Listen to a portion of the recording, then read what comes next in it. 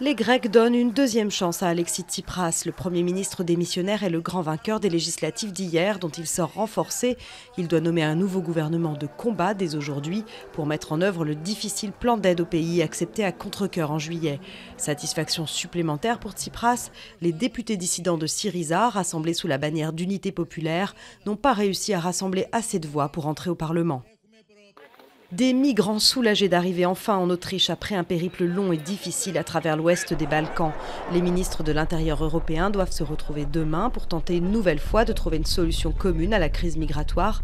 Les États-Unis ont annoncé de leur côté qu'ils comptaient accueillir 85 000 réfugiés, dont 10 000 Syriens en 2016. Rencontre familière et informelle pour deux leaders maximaux, le pape François et Fidel Castro.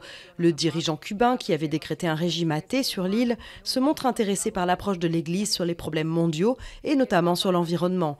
Pour son dernier jour de visite à Cuba, le souverain pontife doit se rendre à Holguín, un des foyers du christianisme de l'île. La SNCF condamnée pour discrimination. Plusieurs centaines de Chibani marocains, embauchés au début des années 70, se plaignaient d'avoir été bloqués dans leur carrière et lésés à la retraite. La fourchette des dommages et intérêts va de 150 000 à 230 000 euros par dossier. La cathédrale de Créteil était invisible, maintenant elle est inratable.